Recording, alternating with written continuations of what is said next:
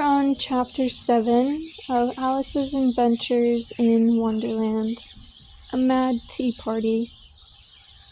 There was a table set out under a tree in front of the house, and the March Hare and the Hatter were having tea at it. A dormouse was sitting between them, fast asleep, and the other two were using it as a cushion, resting their elbows on it and talking over its head. Very uncomfortable for the dormouse, thought Alice, only as it's asleep, I suppose it doesn't mind. The table was a large one, but the three were all crowded together at one corner of it. "No room, no room," they cried out when they saw Alice coming. "There's plenty of room," said Alice indignantly, and she sat down in a large armchair at one end of the table. "Have some wine," the March Hare said in an encouraging tone. Alice looked all round the table, but there was nothing on it but tea. "I don't see any wine," she remarked. "There isn't any," said the March Hare. "Then it wasn't very civil of you to offer it," said Alice angrily. "It wasn't very civil of you to sit down without being invited," said the March Hare.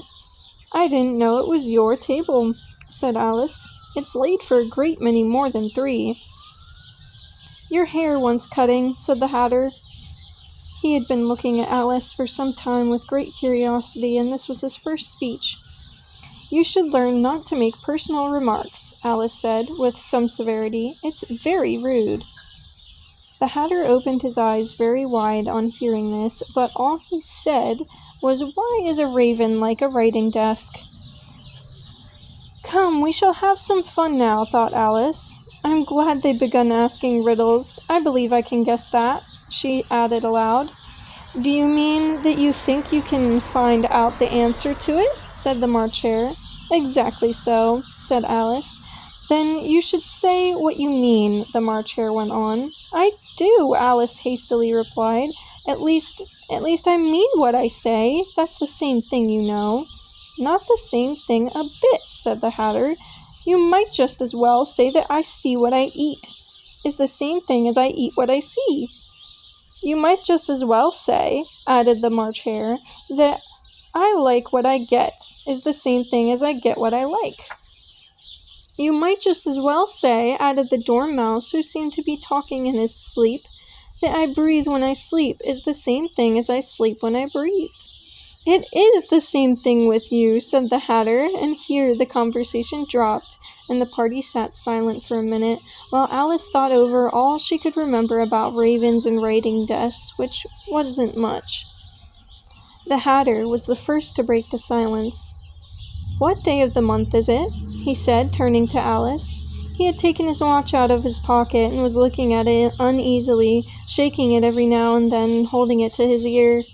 Alice considered a little and then said, "The 4th. "2 days wrong," sighed the Hatter. "I told you butter wouldn't suit the works," he added, looking angrily at the March Hare. "It was the best butter," the March Hare meekly replied. "Yes, but some crumbs must have got in as well," said the Hatter grumbled. "You shouldn't have put it in with the bread knife." The March Hare took the watch and looked at it gloomily. Then he dipped it into his cup of tea and looked at it again. But he could think of nothing better to say than his first remark. It was the best butter, you know. Alice had been looking over his shoulder with some curiosity. "What a funny watch," she remarked. "It tells the day of the month and doesn't tell what o'clock it is." "Why should it?" muttered the Hatter.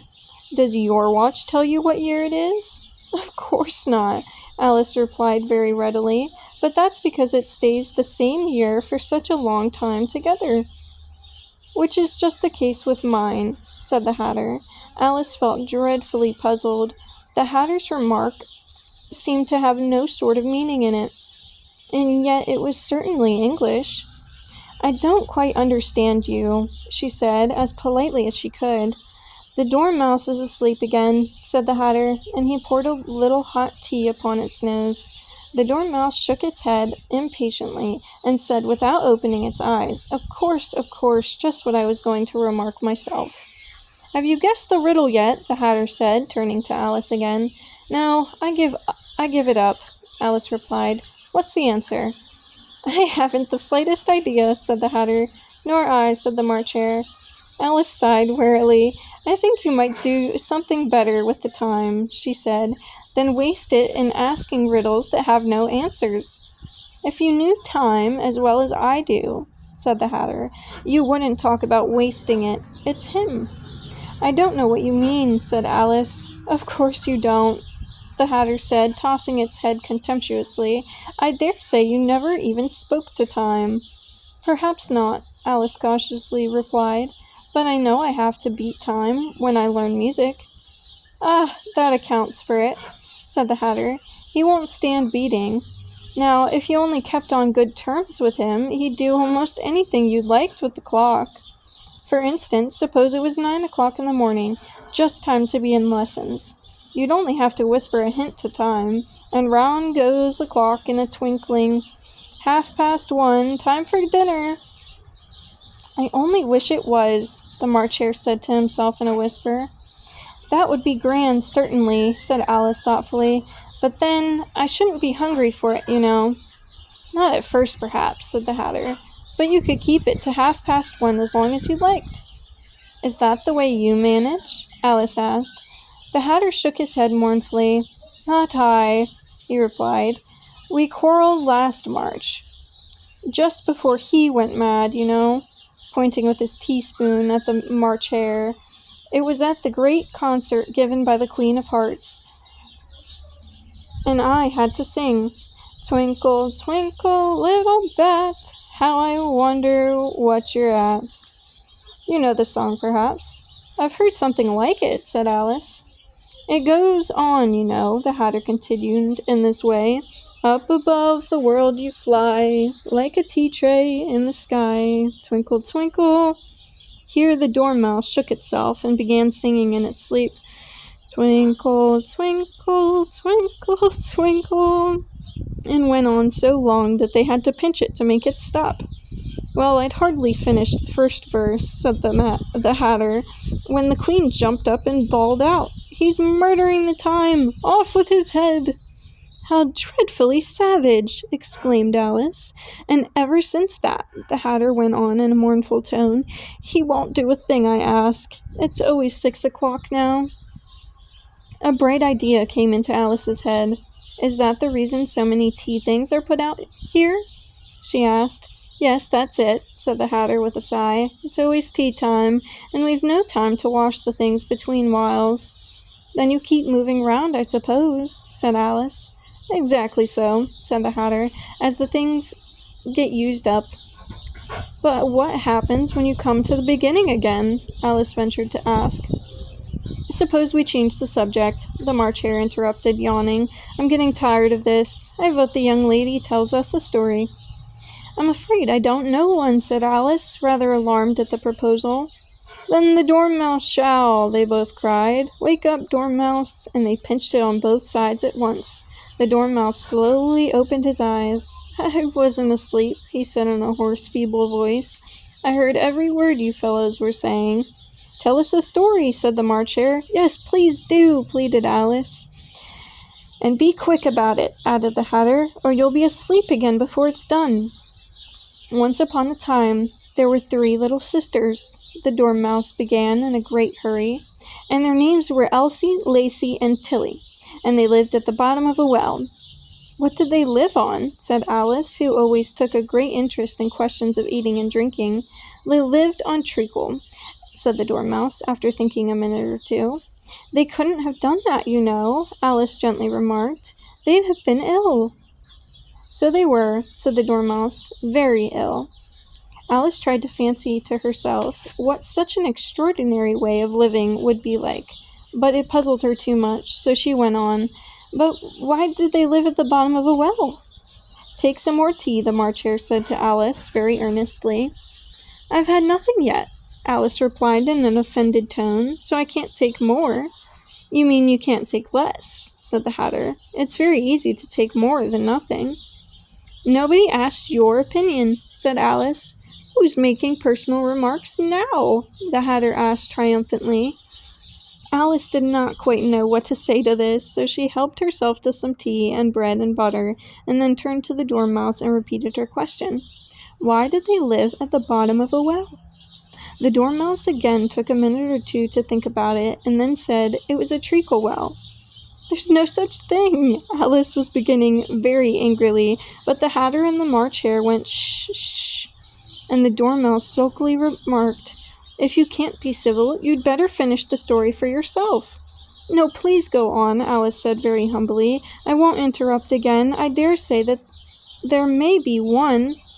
"One indeed," said the Dormouse indignantly. However, he consented to go on, and so these three little sisters, they were learning to draw, you know. "What did they draw?" said Alice, quite forgetting her promise. "Treacle," said the Dormouse, without considering it all this time. I want a clean cup," interrupted the Hatter. "Let's all move one place on." He moved on as he spoke, and the Dormouse followed him. The March Hare moved into the Dormouse's place, and Alice, rather unwillingly, took the place of the March Hare. The Hatter was the only one who got any advantage from the change, and Alice was a good deal worse off than before, as the March Hare had just upset the milk jug into his plate. Alice did not wish to offend the Dormouse again, so she began very cautiously.